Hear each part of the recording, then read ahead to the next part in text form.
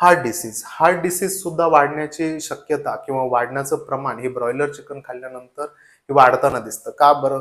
आपण तर म्हणतो की चिकनमध्ये प्रोटीन सोर्स जास्त आहे, तर ते हृदयाला बेनिफिट करायला पाहिजे, पण त्यासोबतच त्याच्यामध्ये LDL ची लेवल पण जास्त आहे. LDL ची लेवल जास्त असल्यामुळे तुमच्या हार्टच्या ज्या आर्टरीज आहेत त्या ब्लॉक होण्याची धोका सुद्धा संभवतो, जर का आपण जास्त प्रमाणामध्ये ब्रॉयलर चिकन किंवा एग्स खाणार असो तर. दुसरा महत्वाचा भाग जो आहे तो म्हणजे की हाय सडन डेथ सिंड्रोम नावाचा एक आजार हा ब्रॉयलर चिकन मध्ये दिसून येतो. सडन कार्डियक ऍक्टिव्हिटी स्टॉप होऊन त्या पक्ष्यांची मृत्यू होत असते. मग अशा पद्धतीचं वीक हार्ट असणाऱ्या पक्षाचं जर मीठ तुम्ही खात असाल तर याचे चान्सेस खूप जास्त आहेत की तुमच्याही हृदयाची कंडिशन काही वर्षांमध्ये त्यासारखी होऊ शकते.